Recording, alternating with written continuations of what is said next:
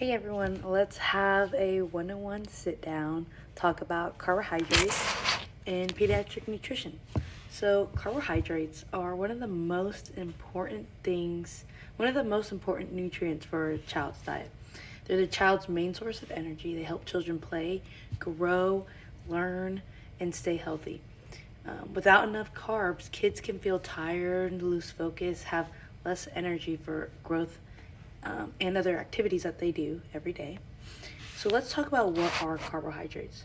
First off, carbohydrates are simple sugars, starches, and fiber. They come in two different types. There's a simple carbohydrate and then there's a complex carbohydrate. Simple carbohydrates are found in foods like milk or honey, fruit, and so forth. These are quick energy sources for the child.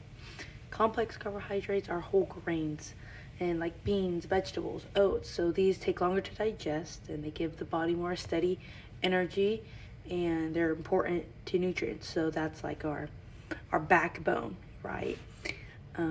So the American Academic of Pediatrics recommends focusing on complex carbs that provide fiber and vitamins and minerals. These are all essential to our diet in a whole, and it's pretty crucial when a child's growing up. They need these fibers, they need the vitamins that they may not get, especially with being in school all day. That takes a lot. But they need this to help grow a strong and supportive, healthy digestive system. If you have a good digestive system as you're growing up, our digestive system absorbs nutrients. So it's important that our digestive system is effective in doing that. So carbohydrates matter for kids because their bodies and brains are still developing. Their brain uses glucose, which comes from carbohydrates, and it's the main source of fuel. So, fun fact actually, the World Health Organization says that the child's brain uses almost half of their daily energy from a glucose alone. So imagine a child that is not getting enough carbohydrates. They're not able to think effectively, they're not able to make rational decisions, they're not able to learn, or maybe they might be behind compared to some peers in their classes as well. So that's a big thing.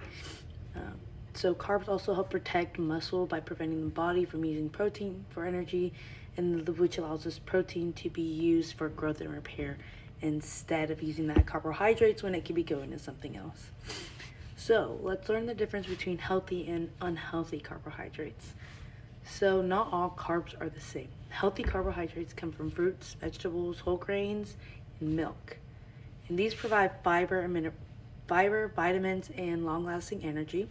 Complex carbohydrates, like we had talked about earlier, are base.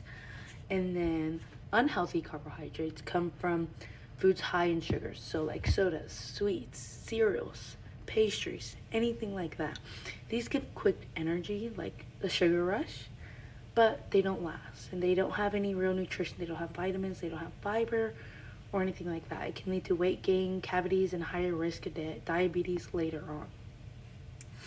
The American Heart Association recommends that children get less than 10% of their daily calories from added sugars, and children under 2 should avoid added sugars altogether. And in today's day and age, we have a lot of products that have a lot of these added sugars, so it's hard to steer away from these quick snacks that we may be giving our children. So how much do children need usually? It's like you're feeding your kid, but how much do they really need? So according to the diet guidelines for Americans, children should get 45 to 65% of their total daily calories from carbohydrates, which means if a child eats 1,600 calories a day, about 180 to 260 grams should come from carbs.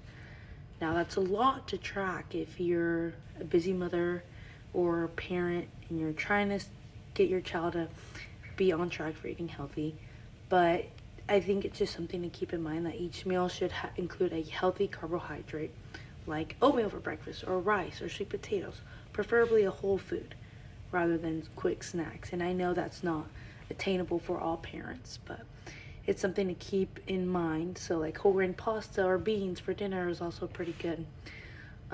But active children, if your children are in sports, they may need that even more to keep up with their energy. So some final takeaways are carbohydrates are not the enemy. I know a lot of people in today's age kind of view carbohydrates as the enemy, but they are essential in growth, focus, and energy for these children, especially in their developmental stages. They're key.